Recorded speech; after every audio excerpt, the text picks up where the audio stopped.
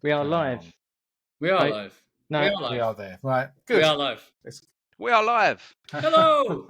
Oh, Ladies and gentlemen, welcome to the next episode of Jam in the Print Room.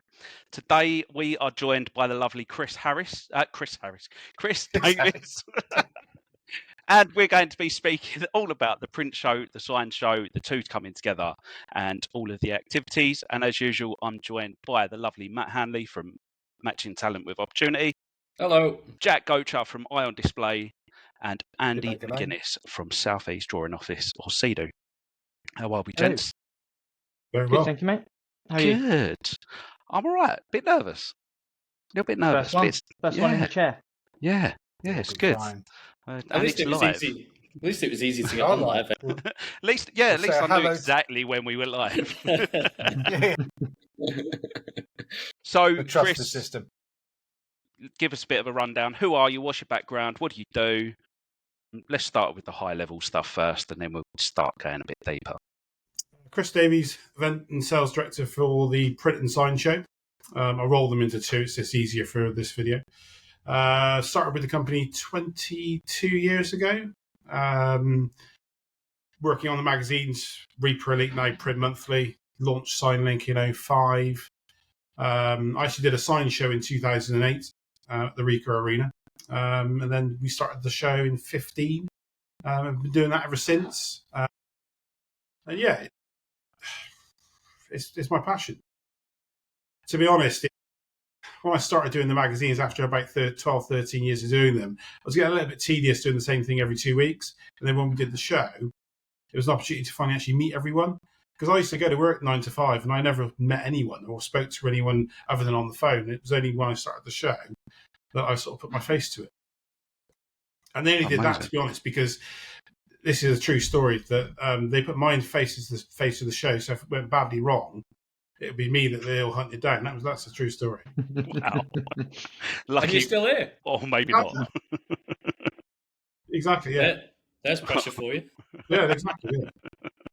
Okay, so again, high level. What is the print show? What is the sign show? What's the two together? How do they come Okay, together? so the What are print you show doing was there? founded 15. Obviously, there were other big trade print events in the UK in the past that have come and gone. A colleague of mine, which you all know, Brendan Perrin of the IPIA, we got back to the office after an event in London and said, surely we can do better than that. So the event was put together for our advertisers fundamentally, Print Monthly, and the visitors or the readers. And the idea was to try and create a UK-based exhibition for the commercial print industries to start. It's grown more and more digital as we've moved on, which is where the sign show has now come in, which is really catering for the SignLink readers and advertisers, as they had nowhere really to attend. There's been sign shows in the past that have sort of come and gone, moved into different directions. So we feel now is the right time to bring back an exhibition for the sign industry, for the signs and graphics market. And I think everyone will agree that what is a printer and what is a sign maker in the last 10, 15 years, the lines have been very blurred. So we think it's the right bridging stone into the two shows side by side. And we're really pleased with how this year has gone for a first year event alongside the print show. We're going to have the combined event of over 120 exhibitors over the 3 days. And it's the sort of who's who in terms of manufacturers on the floor plan. So we couldn't be happier. Yeah, amazing. Well, There's a real buzz about it, isn't yeah, there? Sorry, I was Luke. just about to say that. It definitely feels like this year is the one to be at of all of them. And you've definitely... Is that because Matt's going? Of course. Shucks. He's been fun, by the way. It's taken us about 10 years to get him. Yeah, absolutely. No, I'm looking forward to it. There is a huge buzz about it. So yeah, it'd be good to be on the other side of kind of walking the boards. What are you going to be doing there, Matt? Don't know. Are you exhibiting? You got a shell? Yeah. So got stand. I'm doing an exclusive collaboration with printjobs.co.uk, which is the kind of latest industry job board. So yeah, kind of together, there isn't any other need to do recruitment outside of using either one of us. So it's like a full kind of turnkey solution. I use them already as an avenue and a journey and a kind of channel to try and get good people. So yeah, we've teamed up doing a collaboration, and we'll be there together. Awesome. What about you, Jack? I will be out and about with my camera, with the trusty Catherine. Awesome. We'll be doing some interviews of people up at the stage, probably talking to some visitors and the organisers and all sorts, and just generally available for beer if anyone's asking. I'm also hosting one of the sessions on the Knowledge Zone, which is quite exciting. The doorbell's about to ring. There you go. Yeah, the Knowledge Zone. Looking forward to that. Well, we've obviously helped with Jack and obviously other people that we work with. The Knowledge Zone this year, I think our visitors and exhibitors will see a big difference this year. Big investments gone into that area. It's one of the things we've really sort of prided ourselves on, actually putting in a panel up and a schedule up of content that the visitors have asked for, and access to information that's not easily accessible, that you can just pick up the phone and get. It's people you wouldn't normally get the opportunity to listen to. In the past, it's not always been such a great success when we started. We kind of gave the format to the exhibitors, which is fine, but they tend to just be sales pitches, and it's a little bit monotonous if you're not interested. But we work really well with our marketing manager, Rob Fletcher, who's obviously well respected in the industry. He's put on a great panel, great schedule. So it'll be a really, really good attraction to the show. I'm sure the visitors will really enjoy the experience we're going to put on for them. Yeah. Is there a session you're looking forward to most in the Knowledge Zone? Or? Yeah, probably. This was only confirmed yesterday. Is it you? I am doing one. I forgot to say that. I am as well. So we've got the Deborah Corn coming over from the States for 3 days. She's going to be running the Girls Who Print sort of seminar on the Knowledge Zone on the last day. But also, she's going to be sort of going around actually broadcasting live the Print FM, which is her new 24/7 broadcast station. So we're really excited to be part of that. It's never been done before, sort of broadcasting live from the show during the show. And what we're hoping is also with our team, Dave and Johnny, we're going to be sort of putting upload of videos throughout the day, not just at the end of the day, so that as things are happening, people will be able to see these things on LinkedIn. So giving more visitors the opportunity to see why they should come on the Wednesday or the Thursday if they see it on the Tuesday. We want to try and do that rather than upload them all late at night, because then it's the morning before anyone sees them. So we're trying to obviously push the numbers of visitor numbers up this year by showing that if you don't come, this is what you're missing. Yeah, brilliant. Love that. Obviously, looking forward to listening to yours, Luke. Because obviously, thank you. Thank you. Yeah, great. Thanks. What are you doing, Luke? We're doing a session of how to future-proof your print business with David Bunker, who's going to be looking at finance, Colin Sinclair McDermott, who's going to be looking at sales strategies, marketing. Who's Colin Sinclair McDermott? Never heard of him. Scottish Colin. Oh, okay. He's not really good at golf, though. And the lovely Mark Stevenson's going to be hosting it, so he's going to be keeping us all in check, asking the hard questions, and making sure we're doing everything right, really correctly. And Highlands are proudly sponsoring the Knowledge Zone this year. We are. Thank you very much for announcing that. Thank you. You are. I'm looking forward to it. I was keeping that one quiet. Exclusive. There's your first exclusive. First. Yeah. No, we are. And we're going to be situated not too far from it either. So I'm going to be bouncing back and forth and taking videos, content, sharing bits and pieces, much like Dave and Johnny will be. And I love the print show because there's such a buzz about it. There's so many people floating around. Everyone knows everyone pretty much, but it's all the best and the great in the market. And it's just really good to get in amongst it, get talking to people, get sharing ideas and stories and whatever it might be. And with the Shine Show coming as well, it really has created a lot more of a buzz about it. It's just created that more excitement. The Science Show, as I mentioned earlier, we did launch a Science Show in 2008 at the Ricoh Arena. It only basically got cancelled because of the banking crisis in 2009. Exhibitions are very expensive.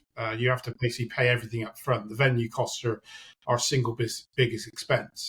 Mm-hmm. When the banks cut our overdraft in 2009, we had to basically pull the show, and that was sort of put on the shelf. So it's literally been 17 years since we've done it.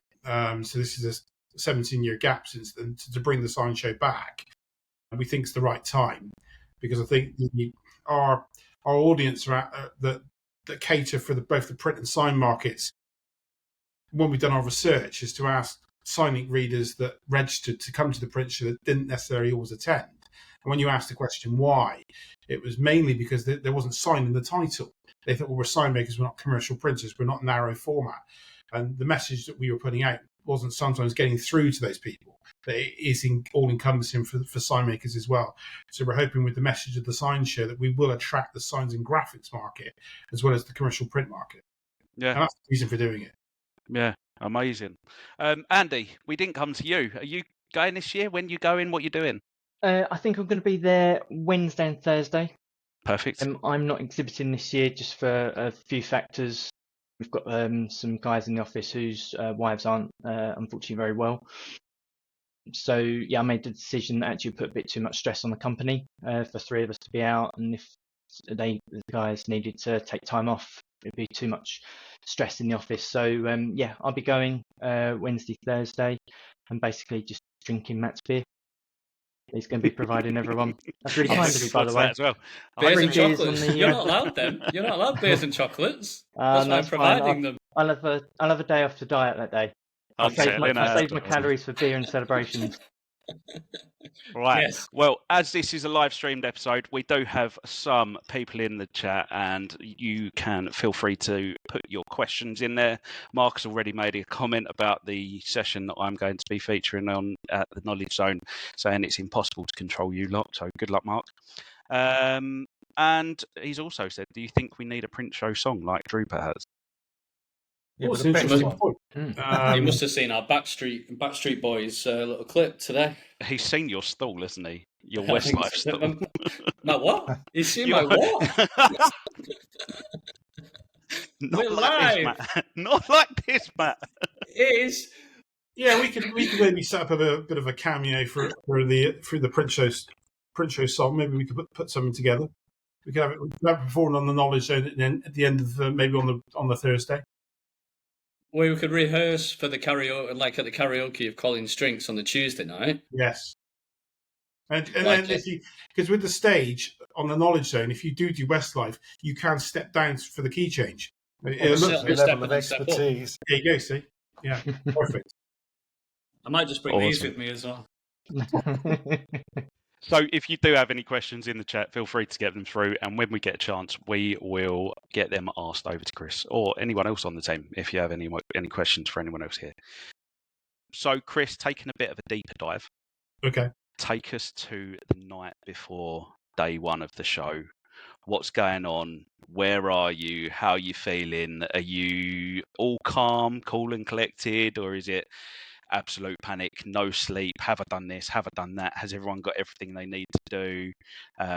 I'm there on the Monday, generally seeing the setup and seeing you and Tim charging around like madmen. So take us to the night before day one. How are you feeling? What's going on? The Monday night. We've done 8, 7 of them. It'd be surprising to know that I actually, on the Monday night when we leave the hall, usually about 8 o'clock when everything's shut down, we go back to the hotel, have a couple of drinks, usually with you guys, whoever else is in the same hotel. I had the best night's sleep ever, because to be honest, for me, it's, well, we've done all we can do, and what will be will be. But when we walk out of the hall, it looks fantastic. You know, it's the more I know, we can hold our hands up and say, could we have done any more in terms of the marketing, the promotion, getting the message out to the visitors, obviously the number of exhibits on the floor plan. So 7 out of 8. Honestly, it's a dream. It's excitement more than anything to open the doors on the Tuesday morning. I think the only exception to this was 2017. I didn't sleep a wink in 2017 on the Monday night. That was when we went to Telford. And the reason why was we were at a brand new venue 2 weeks before another print exhibition at the NEC. And we really didn't have a clue if anyone was going to turn up. I mean, I'd never even heard of Telford as a location before we went there. And I've been telling 100 plus exhibitors that we're going to get all these people through the door. And you've got no idea if they're actually going to turn up. The NEC, reluctantly, it's a bit of a given. someone once told me you don't get poor shows at the NEC, and it is true. It is the most prestigious, expensive venue in the Midlands. Not to say Telford wasn't a great venue, but again, it was an unknown. Come back to your point, what do I feel on the Monday night? My job is finished come Monday night, because then it's over to you guys. It's your turn to enjoy the fruits of the labour and obviously the visitors and obviously sell your services and equipment. When it comes to, for my job, I just come around like a wasp annoying you lot later on to get you rebooked for the following year. I don't really have to start work until Wednesday. I'll be probably like Matt, just drinking loads of beer. Yeah, the Monday's good.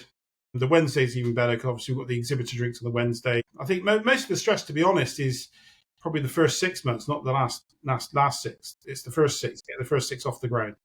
It's like dominoes. Line them up. The more you get, the easier it gets. I can imagine the night before is a bit like Christmas Eve as a parent, isn't it? Like you've got it all set up and all. Sorry to ruin this for you, Andy, but there's no Santa. Exclusive. But it's like shutting the door in the living room on like Christmas Eve, right? And you've done everything that you can possibly do. The next day is just for next it all day, to next be day you enjoyed. let the kids in to see their presents, and that's best. That's how it is. And then you have to clear up the mess on Boxing Day. It's the same sort of thing. And I think that with the show, we spoke before we went live, and I was saying that it's, for me, it's quite sad on the Thursday when you get to the sort of 3 o'clock and it really starts to wind down. And then literally as soon as 4 o'clock comes, I mean, it's like a bulldozer comes in and everyone starts ripping stuff down. And on the Friday morning, all you see is a few banners lying around on the floor and the rigging is still suspended from the scene. The rest of it's all been ripped out. It's a whole year to build it, and it comes down in literally 6 hours. It's just 3 days to put it up, 6 hours to take it down. But it's quite rewarding to see when you walk in on the Tuesday and you look at best part of it's 8,600 square meters of space. Exhibitors, there's probably 500-600 staff for the exhibitors, and all these people coming to one central location for a conversation, an idea you had 10 years ago with a previous colleague. Well, why don't we have a crack at it? And that's where it all came from. So it's really warming when you walk in and everyone knows who you are and they really appreciate it and have a good show. Obviously, it's not everyone's always happy. You'll never get 100%. We'll be completely honest. There's usually 90% happiness. You'll never get 100% repeat. But it's like anything. The more you put in, the more you get out. I love what I do. I love the industry I work in. And I can't see myself doing anything different. What are the top 3 things you worry about on the lead up that could go wrong? Do you enjoy the build up? Yeah, the kind of build up to it, the day before it, those kind of things. What are you most concerned about that could go wrong? So the Queen dying was probably one of them. That was an absolute nightmare. I came and sat in this room for about an hour, checking when the Operation London Bridge was going to happen. It should have been before the show, but no, they decided to do it on the Monday before our show, which made the first year back after COVID even harder. So that was probably one of the most stressful things. That was our first year exhibiting. Yeah. Then you've got other factors. You've got to look at the weather. If we keep an eye on the forecast, you never know. If it absolutely tanks down or we get a really bad storm, it will affect visitor numbers. It always does. And just other things. It's you always get people book, and there's always one or two that drop out. It happens every year, and there's never a really logical reason why. I mean, last year we lost one of our customers because he'd forgotten he booked to go to Printing United in Las Vegas. And I couldn't convince him to go to Solihull over Vegas. I mean, I lost the argument. So again, we've worked it out with him because we don't like people paying for something they didn't receive. So we've worked something out with him as well, and he's come back this year. So yeah, it's not double booked. No. Okay. I wrote some notes actually before I came on because I know what kind of curveball questions you'd ask, and one of the things that we have to look at is dates for next year, which would be an interesting point I wanted to ask you guys. Is our current reservation for next year is the same as this year, 23rd to the 25th. But we do know that Printing United is on the 23rd to the 25th at the same time. Now, we don't want to clash with that ideally, so we are looking to move. But there is a co-location this year with the PPMA show, which we've deliberately done. We've spoke to the organizer of that event, This isn't really public knowledge yet, but any It is visitor, now. any visitor Exclusive. of the PPMA show, we're working to have their visitor badge will get them access to the print show, and vice versa. You don't need to re-register. They're doing some sort of changes in the back end system, so each badge will work in each show. So they're in Hall 5, we're in Hall 3. So there's an opportunity whilst you're there. You may as well go to both shows because they're only literally 200 yards apart. So we are, if that works well, we want to continue that next year. But that, again, their dates are the same as ours next year, the 23rd to the 25th, which crosses over with Printing United in the States. And it's mainly because there's a few of our customers that do go to that show. You mentioned Colin earlier. He works very closely with them. So again, it's something that we got to consider after the event.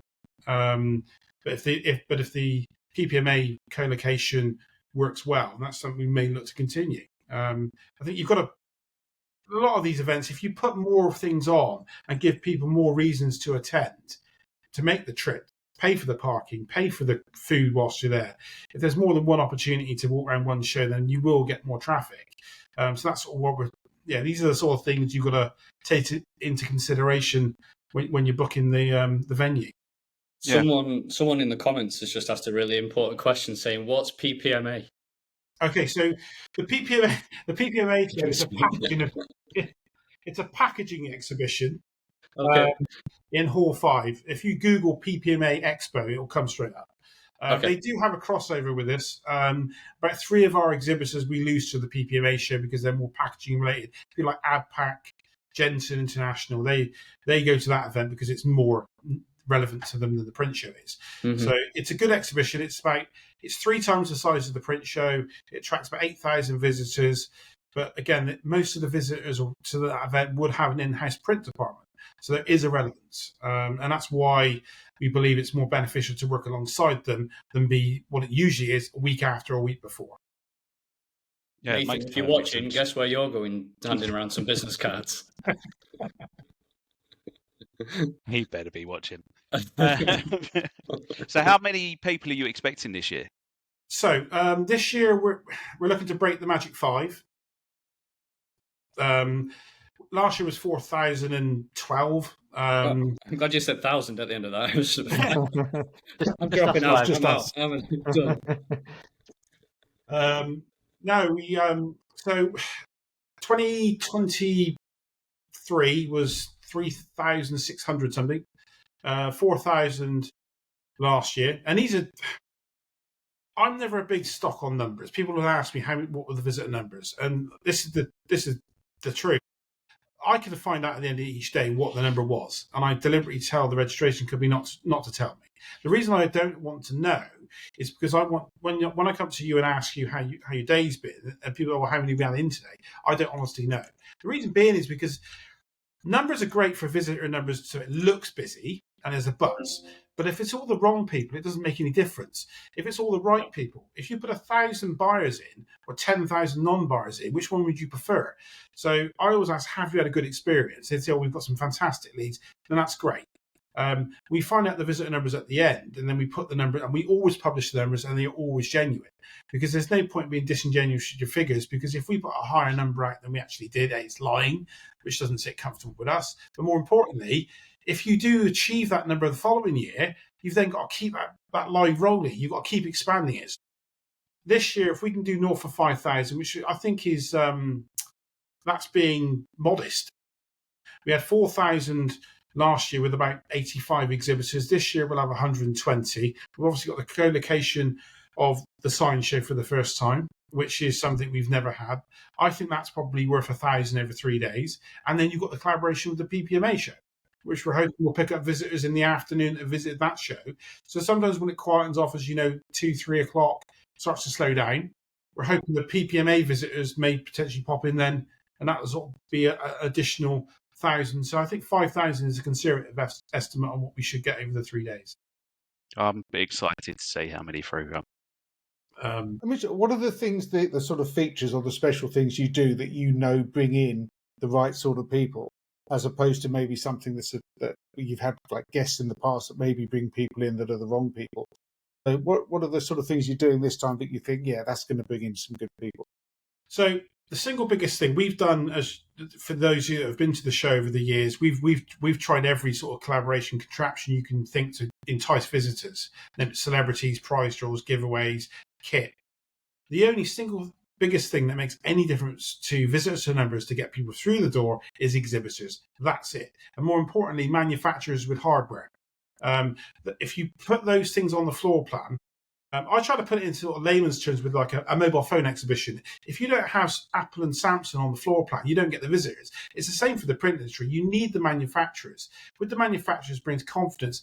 And we've put a press release out today from HP, Mamaki, all releasing brand new bits of hardware at the show. First time you can see it at the event. And that's what people want to come and see. They want to come and see the hardware, but they also want to come and experience the networking. We don't leave anything to chance in terms of the marketing. As you know, we own 2 titles per monthly and SignLink. What we put in those publications to promote the event over a 12-month period, no organizer would pay to do, because it would be too expensive. If we were to charge another organizer what we put in, it would be north of 100,000. It wouldn't be commercially viable to do it. So we drip feed the information out. We also, every time I put a stand on, we put it up on LinkedIn. You've probably seen my signing photos with said jacket. It's the signing jacket, which I put on for you guys today.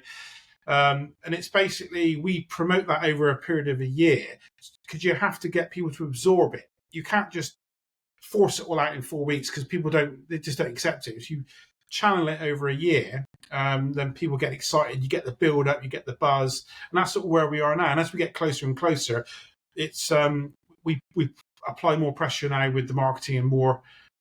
We've got a team of temps that are phoning out now, doing the invitations to people to come to the show. We're going to be doing text messaging this year for the first time, which we've never done before. So there are different things that we do, but fundamentally, it's literally just common sense. But you have to literally trickle it out rather than just push it all out. Because there's some things that some people want to see, and there's some things that other people don't want to see. So it might be you want to come to see a specific vendor, or you might want to come and see a specific speaker. But to get that message out, you have to do it over a long period of time, because they might miss it. Could be on holiday, might not see the email, might not see the post come up on LinkedIn. So we constantly refresh it.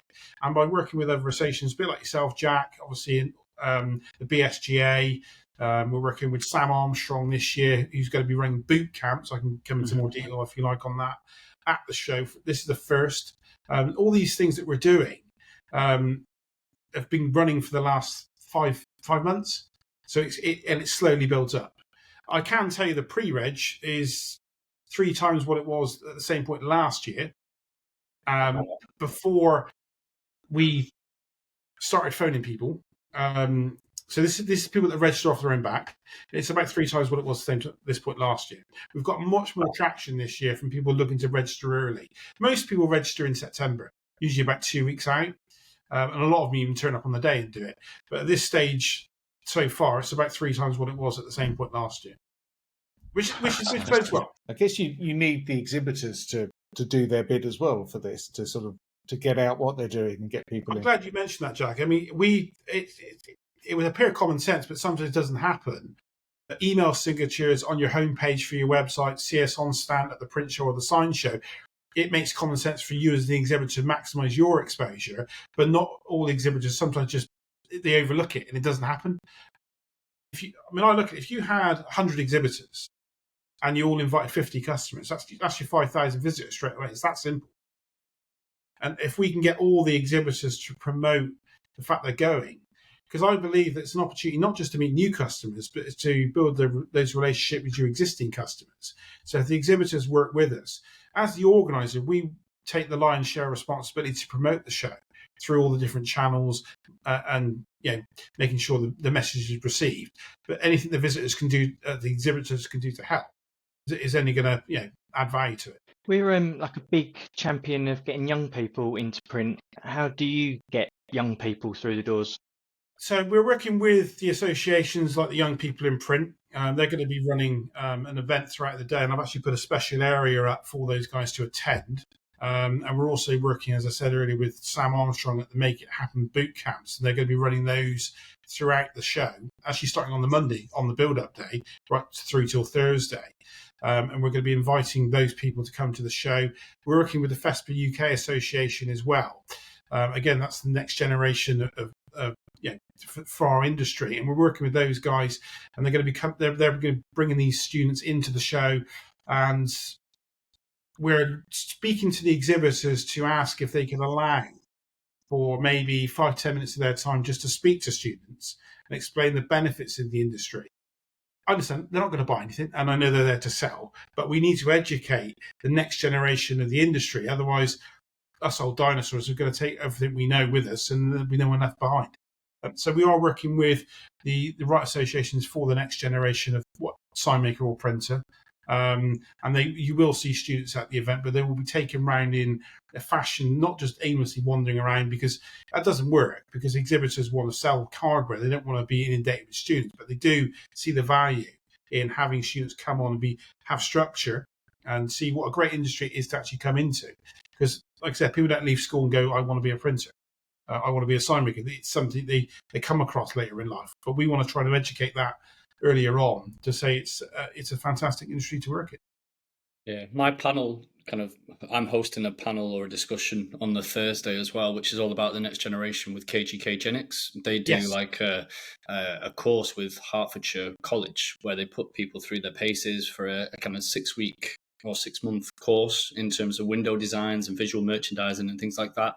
And the winner, I was one of the judges actually earlier this year, where I go and judge like the window displays. And it's working on a live project that gets rolled out kind of nationwide. And then the winner of that gets like an internship with KGK. So I'm interviewing one of their project managers who won that 2 years ago.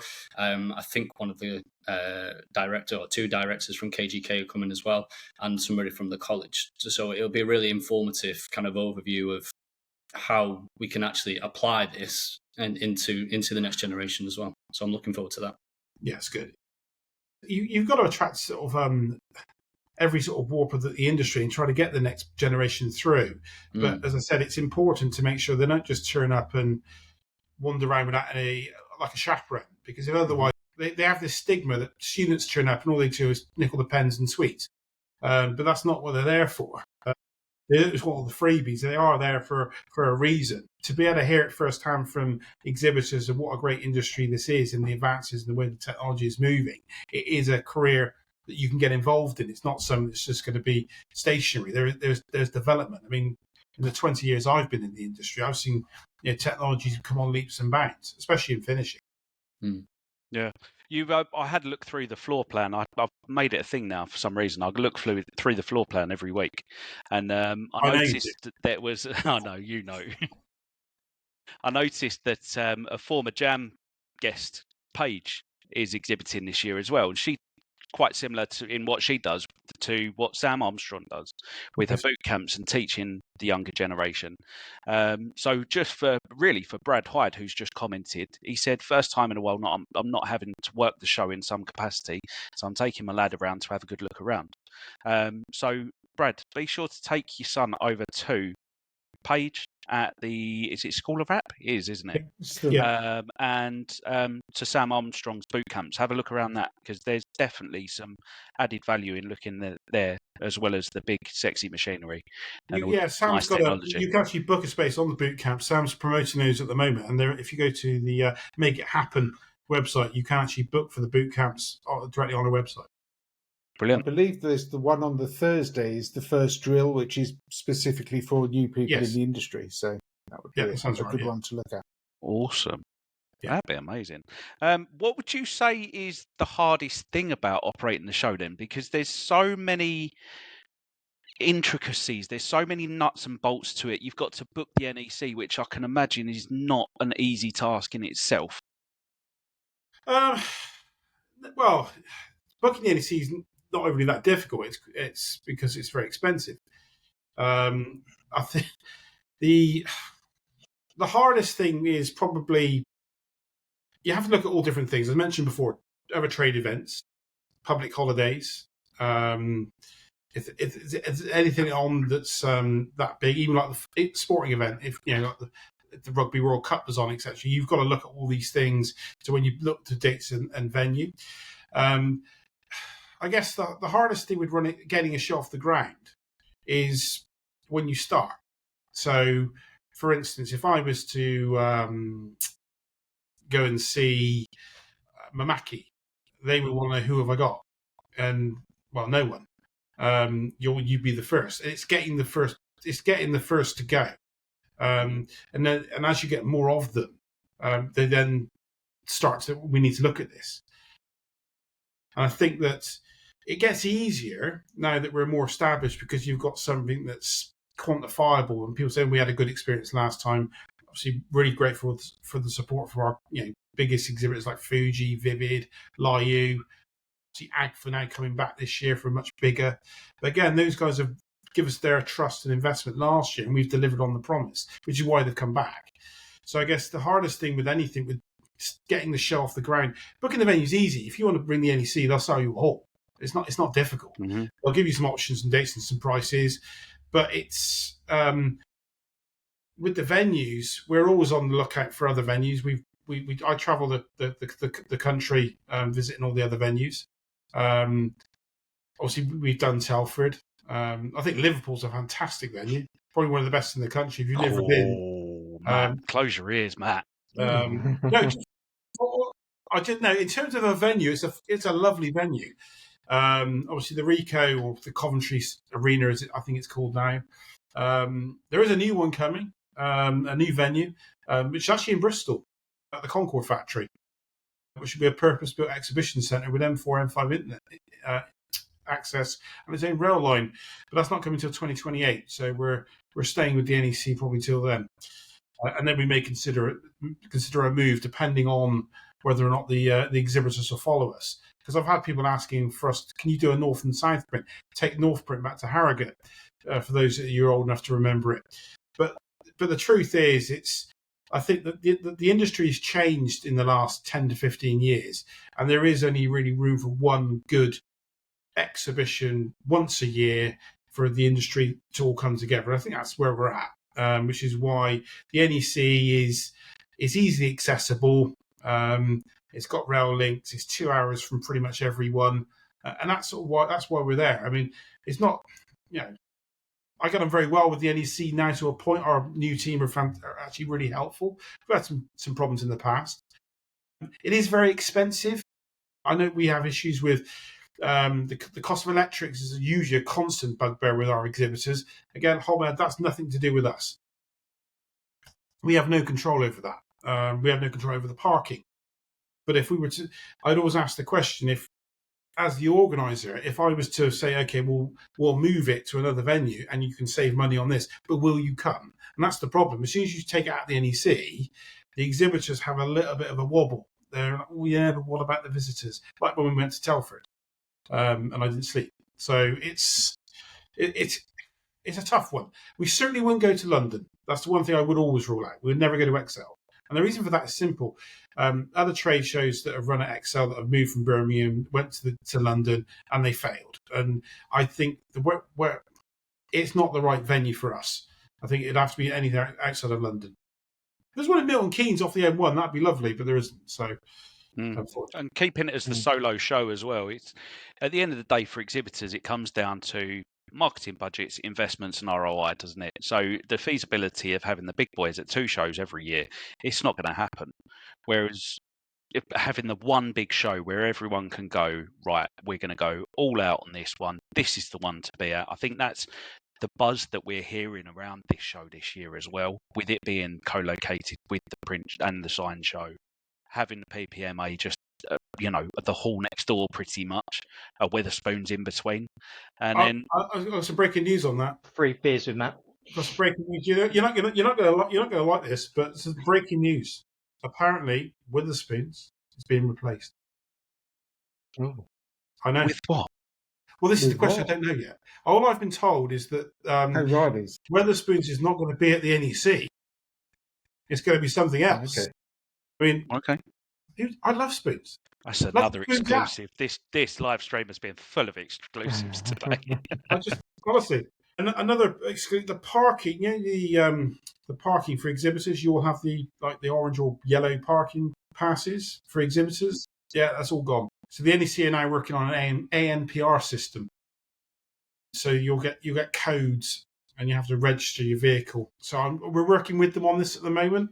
I'm trying to see if there's anything we can do to have stuff on site, because people forget, change the vehicle. So again, this is something new that they've thrown at us 8 weeks before the show. We're not giving exhibitor passes anymore. We're basically giving you codes, individual codes per car. So you have to go online and pre-register your vehicle, which is, in principle sounds fine, but it's again, it's getting that message out. You'd think 8 weeks would be enough, but people won't get the memo. No, hand on heart, people will come into the organised office on the Monday, like they always do. Can I have my parking passes? No, you can't, because we're not doing that anymore. And you know it's coming, and it's more work for us. Yeah. I know it's going to happen, and we're looking for a facility to try and make that as smooth as possible. But again, I know why the NEC is doing it, because it is moving with the times. But I did ask if can we not be the guinea pig, because you're only literally we're one of the first shows to actually implement this new system. I'd rather have waited till 26, then I could have drip feed it out over a year, not 6 weeks with everything else that's going on. So that's something new as well. Well, the 23 people that are watching this live have got a head start. Off you go. Well, there you go. So, there you go. Woo! Probably 5 or 6 who are probably sat in the room next to me. Well, there's 5 of us on this. Fair enough. So how's the team feeling about it all? Because you are Chris, you are the front man. Who are the people we don't see behind the scenes that are making everything happen? How are they feeling? They excited? They nervous? So yeah, it's not just me. I literally responsible for sound sales. Everything else is done by the fantastic team behind me. So the marketing is done by, as I mentioned before, a brilliant guy, Rob Fletcher, who works. He used to be the editor here, works freelance for us, does a fantastic job with all the feature areas, organising all that, and the AV. He's done the school around the knowledge zone, so that's his bag. He's sorted all that. Obviously, Johnny and Dave, the editors of Print Monthly and Signing, who are in the room behind me, they do a fantastic job sort of building up the momentum PR over the last 12 months. Those are the guys that actually do all the content at the show. So they'll be the ones with the cameras coming around and interviewing you. So we'll have news going out during the show and post-show. And all the imagery and videos that I use for the show over for 2026 are what these guys create at the show this year. So I can't thank them for enough. We've also got a brand new production manager called Ben. He's been designing all the special areas for our event, and I think you're going to be blown away by them when you see them. We've really raised the bar up at a different level. There's no shell scheme for any of our areas anymore. They're all space-only construction stands, all LED backlit. Even at the entrance, there's going to be archways when you come in. Welcome to the print show, welcome to the sign show. We're going all out this year with the build. The School of Apps 6 meters high. So again, it's going to be a big structure, and Ben's designed all of that. On the sales front, the new guy, which you know Luke, very well, Lucas. He's young, enthusiastic. What we were looking for was to get someone to learn the industry this year under my wing, and then basically I'm going to let him loose at the show, so he'll be coming around doing the rebooks. But he's already sort of proven himself capable, gets on very well with the customers, and we're hoping that sort of. I know obviously you met as well, Andy. So again, we're going to try and bring him on. So if you do see Lucas running around the hall, say hi. He's really really keen to impress. He's a good egg. He's a good guy. And then you've got obviously my MD Page. He's not an enigma. He's a real person, even though a lot of people have never seen him. That's probably for a good thing. He's behind you. We just lost a live viewer. I'm just imagining if I said that about Jim. Yeah, he does a lot behind the scenes. A lot of the marketing plan. He does a lot of the arrangements with a lot of our vendors to build the areas for us. So Paige does work behind the scenes impeccably for the show, and the show wouldn't look like it did this year without Paige's support. And obviously not forgetting Kat and Laura, who are going to be working in the organiser's office. For this year, we're actually going to be moving those two out onto the shop floor. So they will be behind the knowledge zone. So if you do need to contact the organiser, you can go straight there, because we realise that unless you're really an exhibitor, you don't know where the organiser's office is. No, it was hidden away. Yeah, so we're taking a chance and putting Laura out front, which is, I mean, what's the worst that can happen? Good luck. And the wonderful Jan who works in accounts, who helps with all the finances and works in the accounting. It's a fantastic team. It really is. I can't thank them all enough. And it's not just me. My face is the front of it. But ultimately, I've got a great team behind me that I can rely on. They do their bit as well, and I do mine. That's sort of where we're at. So who do you go to for an exhibitor pass? No. Sorry, say that again? So who do you go to get an exhibitor pass? That was a joke. Not me. I really wasn't worth interrupting. No, that would be my colleague. That would be Kat. Kat is going to sorting out the exhibitor passes. Okay. Matt, you were going to say something as well.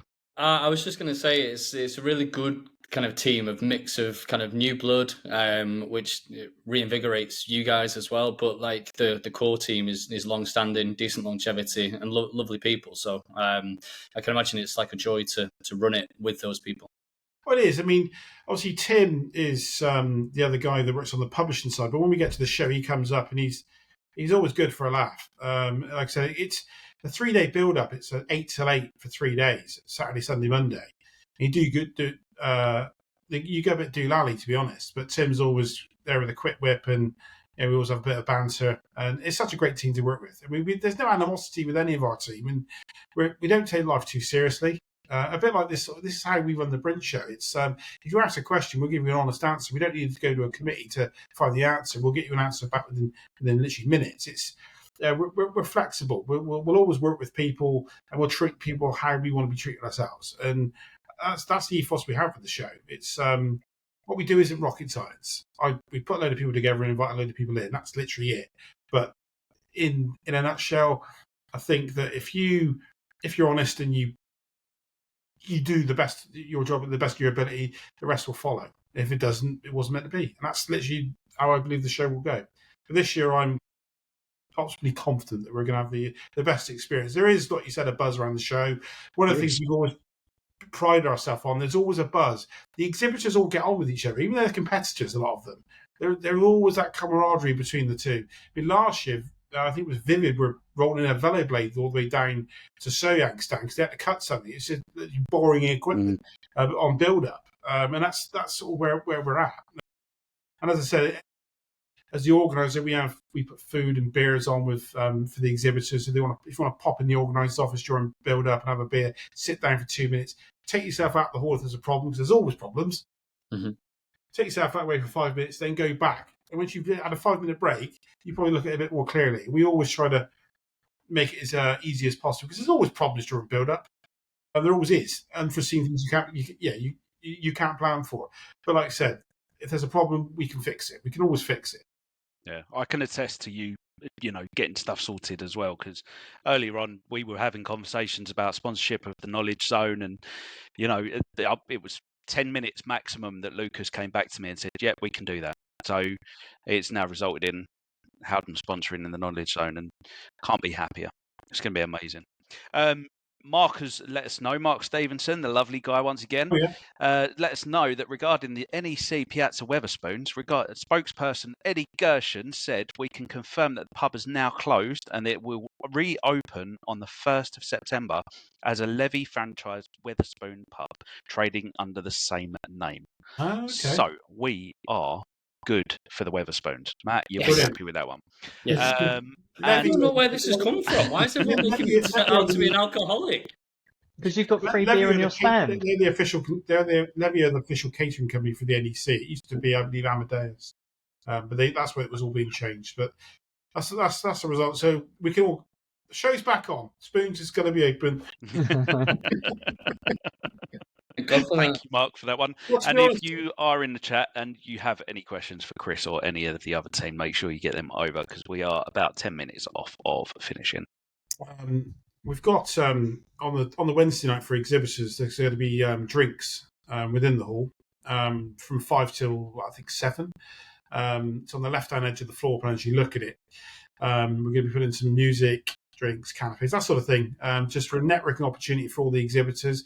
In the past, people have asked, are you going to be doing the gala dinner again?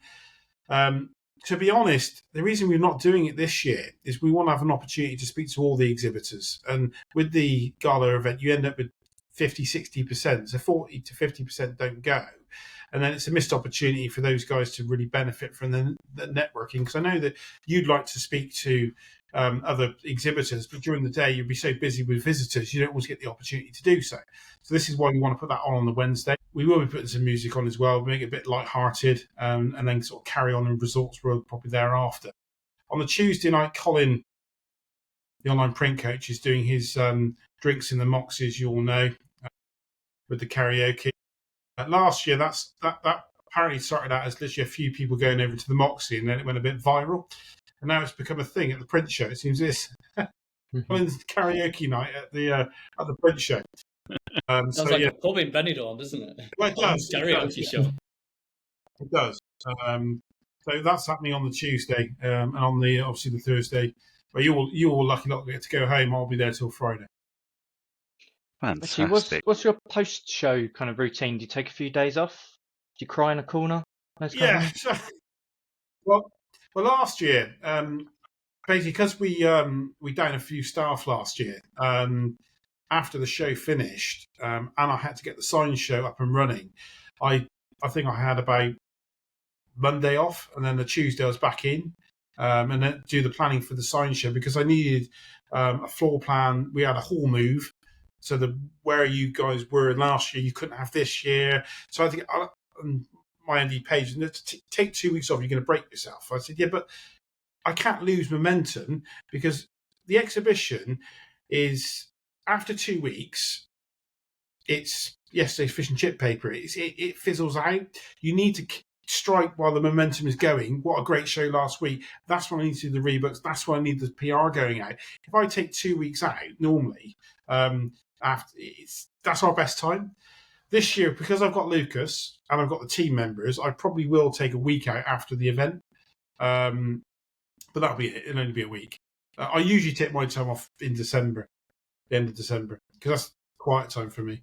You'll have Johnny editing a lot of content for you as well, won't you? If he's putting stuff out, or if those two guys are putting out content all day, every day, they're going to have a lot of content where they can put stuff together and have that going out on the social media channels, which you guys seem to be a bit of a whiz at as well. Yeah, like I said, we're quite passionate about employing good people to tell us how to do it, not employing good people and tell them what to do. That's one of our sort of mentalities. You know, Johnny's come on board and he's got some really interesting ideas. The same as Ben on the sort of the production side of things. The knowledge that you're sponsoring, that's all Ben's design. And it's been done in SimYK because it's backlit and it will really pop when it's illuminated. And that's his input. So again, we take people's advice from their skill set. They say this is the best way to do it. That's what we'll do. I think with the show this year, I'm going to try to do some more of the rebooks at the show, probably from Thursday, for those that are interested in rebooking. Because we're not moving hall potentially, and it's established the floor plan. So, do you want the same spot again? That's the idea. Whereas I couldn't do that in 24 because it was a hall move and a new show being launched. It was all when I closed the floor plan in last September. We just came into the office, wiped the board down, and that was it. No exhibitors, no stand bookings, zero. Whereas we normally get rebooks at the event, which is what me and Lucas will be doing this year, which I couldn't do last year. Yeah. Well, it looks like you've only got like a couple of spaces left on the floor. Yeah, there's about 7 or 8 in total. But to be honest, we've got a few. One thing we are very passionate about is our floor plan is 100% genuine, 100% accurate. We've never put anyone on there that's not contractually signed. It doesn't sit comfortably. We just put reserved, but we never put the name of the person it is until they've signed the contract. And the reason for that is simple. I don't want someone booking a stand and then realising that the person they're next to isn't actually going, and they've contractually signed, because people get upset about it. Our floor plan is always honest. We upload it when it's empty, when there's no one on it, because that's the whole point. You grow it over a year. That's how it works. And I think with what you mentioned with the space that's left, this floor plan is 35% larger than last year. and you'll see the difference when you walk in. It will look a bigger event, and it's going to have. As I said, we're up 35 exhibitors on last year and 35% in size, so it will be a good event. It'll take you a good few hours to walk around it, and I think there's something for everyone. Fantastic. Well, I know that we're all looking forward to it. I'm sure the people that are watching and have stayed tuned in the whole way through this live stream are looking forward to it. Just nice and simple. When is it? 23rd to the 25th of September. And it's at the NEC in Hall 3. NEC Hall 3. So right now, if you come by train, Hall 3 is the easiest one to access from the train station. As you come down the escalator, it's on the left-hand side. And it's the east car parks if you're coming by vehicle, but it'll all be signposted. Fantastic. Well, from all of us, thank you very much, Chris. That's been really educational. It's been very enjoyable. Okay. And to everyone that's tuned in, thank you all very much. I hope you got some value from that. And Liz says she's looking forward to being there and catching up with so many friends. And she's given us a little clinky glass emoji as well. So, Liz. You know what that means? Print show friends. Print show friends. So many friends. Print show friends. Oh, friend. I've got a mystery type question actually, as we haven't got one from our last guest yet. If the podcast lineup were involved in a crime scene, who are you pointing the finger at first and why? See you later. Definitely Luke. 100% Matt. It's always going to be the Mancunian, isn't it? It's in his DNA. Mad for me. Go on, Chris. Who are you choosing? Derek, it could be Jack. Silent type. Could be Jack. He's got a bit of the sort of the Godfather look about him. Hey. What's the crime, Andy? What do you see? Andy, what was the crime? Yeah, It's just a crime scene. Let's, what should we say? If it's not, actually, Chris, what was the crime? Yeah, what was if it's not financial fraud, then. What is the crime? That's a good question. Stealing goods from the print show. I think we've started on that. Cheesegate. One thing an interesting question we always get asked is there's always a story at the print show. Something always happens. And I always ask myself, I wonder what's going to happen this year. Because there's always something unexpected. I won't go into what happened last year, but those of you know that know. Mm-hmm. The year before that, the van got stolen from the hotel. They found it 2 weeks later without an engine and gearbox in. The year before that was a TV broken. And then the year before that was Cheesegate, when all our exhibitor cheeses, about £150 worth of cheese, was taken out of the organiser's office. And oddly enough, someone left half a pint of milk in the fridge that wasn't there. I don't understand why they replaced it with milk. Very strange. But so that's probably... was that you, Jack? Probably. I do like cheese. But no, it's all good. Well, I think that closes us out quite nicely. Cheesecake. Nice. It's one to remember. Thank you very much, Chris. Thank you all for watching. And thanks, Chris. Thank you all for listening later on. Well done, Luke. Thank you. Cheers, Cheers, mate. See you in September. See you later. See ya. See you later. Bye.